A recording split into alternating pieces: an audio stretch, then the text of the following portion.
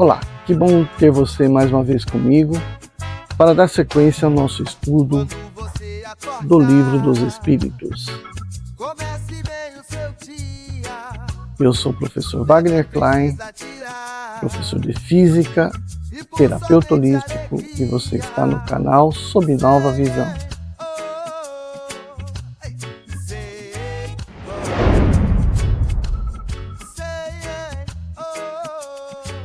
Hoje a gente vai para o item Faculdades Morais e Intelectuais do Homem. Questão número 361. De onde vêm para o homem as qualidades morais, boas ou más? E aí o Espírito responde: são as do Espírito, que está encarnado nele. Quanto mais o Espírito é puro, mais o homem é guiado para o bem. E aí o Kardec continua na mesma pergunta. Parece resultar disso que o homem de bem é a encarnação de um bom espírito e o homem viciado de um mau espírito? Sim, mas dize antes que é um espírito imperfeito. De outra forma, poder-se-ia crer em espíritos sempre maus, os que chamais de demônios. Então, para não ter essa confusão, dessa denominação errônea, né, de diabo, demônio, coisa e tal, o espírito está imperfeito, ou seja, ele tem que evoluir. Então ele está ainda atrasado, né? Então essa seria a melhor definição. Questão 362. Qual o caráter dos indivíduos que se encarnam espíritos travessos e levianos? Então veja, o espírito vai dizer assim, ó, de indivíduos estouvados, espertalhões e algumas vezes malfazejos. Isso já está dito lá na classificação dos espíritos, né? Ainda é um espírito impuro. Não dos piores, mas é impuro. 363. Os espíritos têm paixões que não pertencem à humanidade? Não.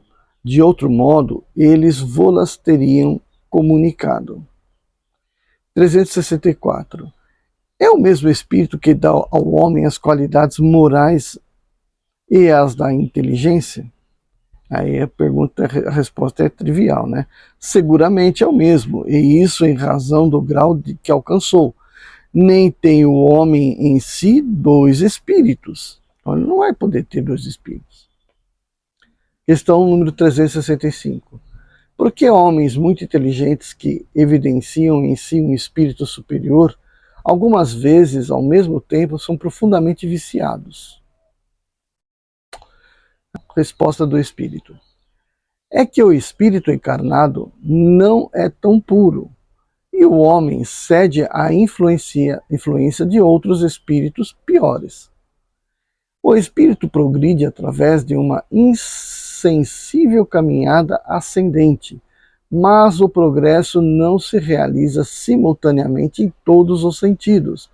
Em uma etapa, ele pode avançar em ciência, sabedoria, né, conhecimento. Em outra, em moralidade, sentimentos. Questão 366.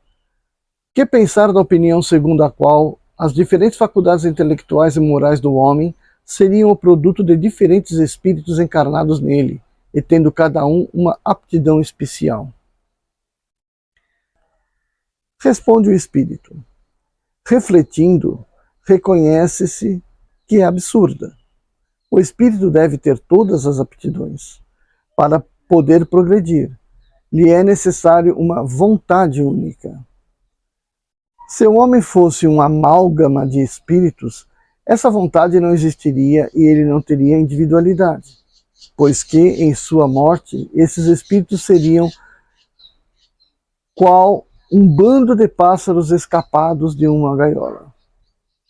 O homem lamenta frequentemente não compreender certas coisas e é curioso ver como multiplica as dificuldades, enquanto que tem sob a mão uma explicação muito simples e natural. Ainda aqui toma o efeito pela causa. é fazer para o homem o que os pagãos fizeram para Deus. Acreditavam em tantos deuses quanto são os fenômenos do universo. Mas entre eles, as pessoas sensatas não viam nesses fenômenos senão efeitos, tendo por causa um único Deus. E aí então o Kardec faz uma consideração. O mundo físico e o mundo moral nos oferecem a esse respeito numerosas comparações. Acreditou-se na existência múltipla da matéria enquanto se esteve apegado à aparência dos fenômenos. Hoje compreende-se que esses fenômenos, conquanto variados, podem não ser senão modificados da matéria elementar única.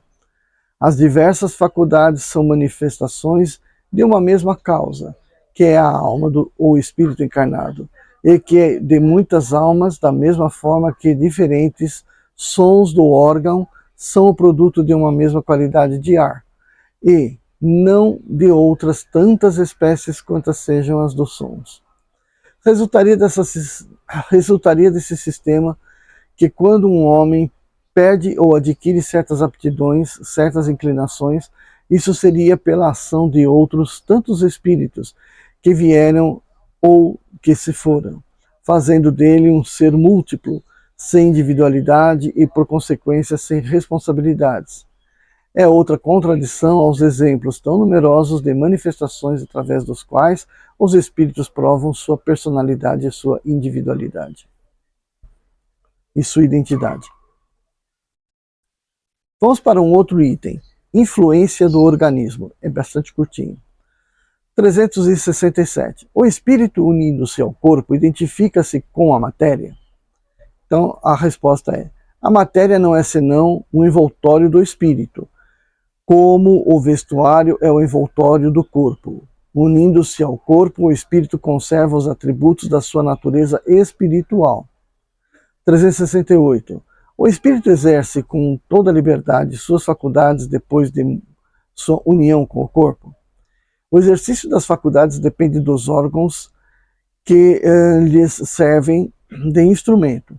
Eles são enfraquecidos pela grosseria da matéria. Dentro da mesma pergunta, Kardec continua. Segundo isso, o envoltório material seria um obstáculo à livre manifestação das faculdades do espírito, como um vidro opaco se opõe à livre emissão da luz? Sim, e muito opaco. Então, Kardec completa, reflete. Pode-se ainda comparar a ação da matéria grosseira do corpo sobre o espírito à água lamacenta, que tira a liberdade dos movimentos aos corpos nela mergulhados. Isso é o que eu, lá no meu livro, eu chamo de opacidade do corpo astral. Quanto menos opaco for o corpo astral, menos karma adquirido ele tem, né? Karma no sentido de atitudes feitas e, portanto, consequências a serem cumpridas, né? E aí, portanto, cada vez esse espírito fica mais livre, mais brilhoso, né? E mais livre para poder não encarnar.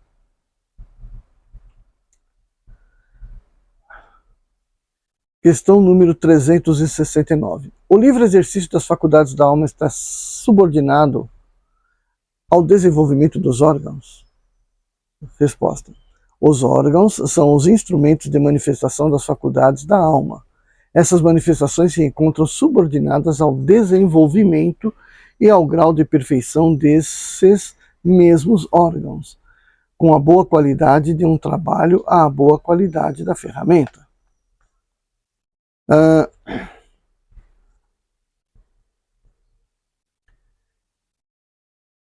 370. Pode-se deduzir da influência dos órgãos uma relação entre o desenvolvimento dos órgãos cerebrais e o desenvolvimento das faculdades morais e intelectuais? Aí já vem ele de novo, espírito. Não confundais o efeito com a causa. Os espíritos têm sempre as faculdades que lhes são próprias.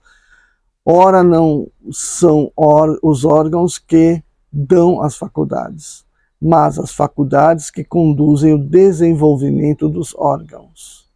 Assim sendo, a diversidade das aptidões do homem provém unicamente do estado do espírito. Então, Kardec está completando a pergunta.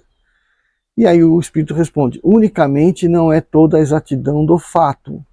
As qualidades do espírito, que pode ser mais ou menos avançado, são a princípio, mas é preciso ter uma conta a influência da matéria que o entrava, mais ou menos o exercício dessas faculdades. Kardec, então, vai fazer um comentário, né? um vasto comentário. O espírito encarnando-se traz certas predisposições, admitindo-se para cada uma um órgão correspondente no cérebro. O desenvolvimento desses órgãos será um efeito e não uma causa.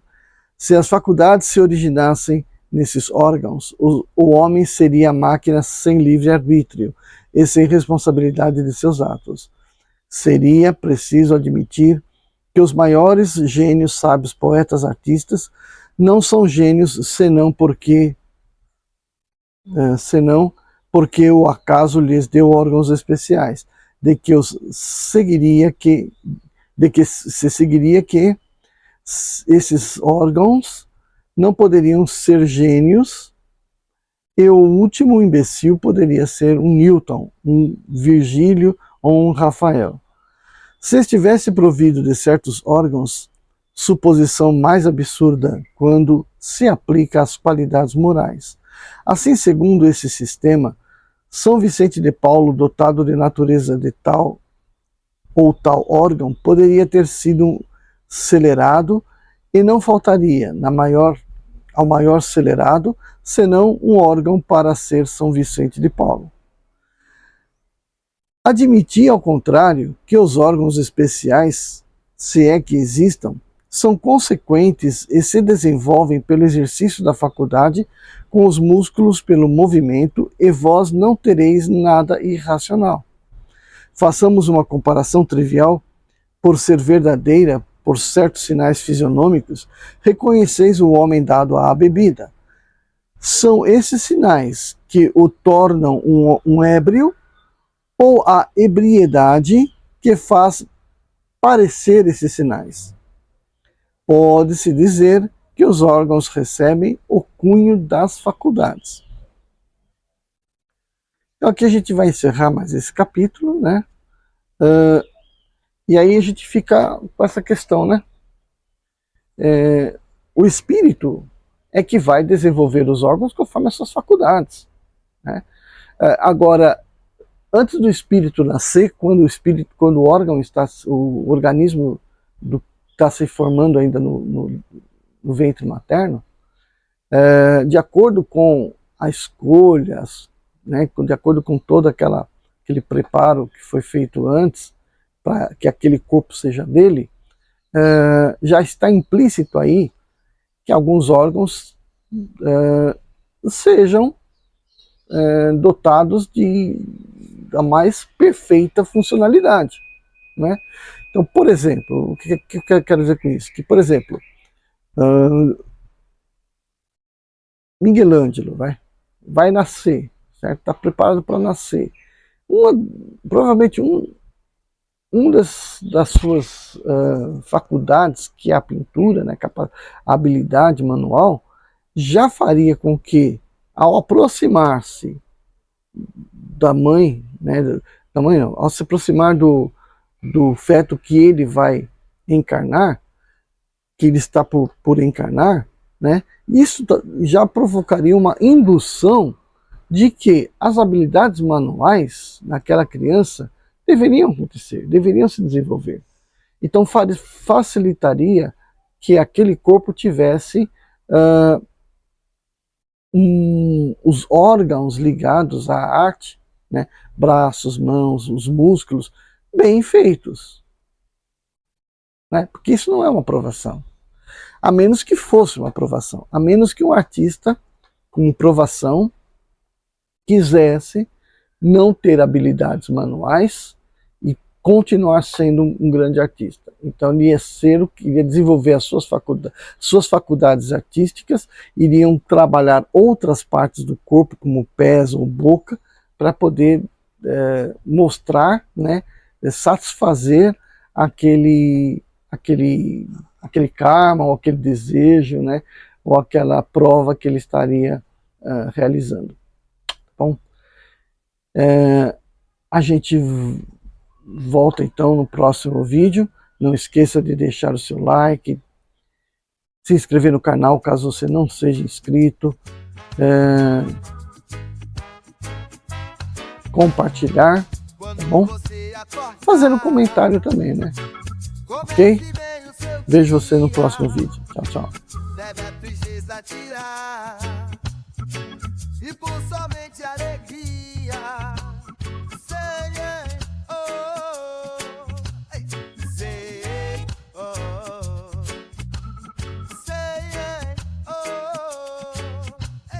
sei,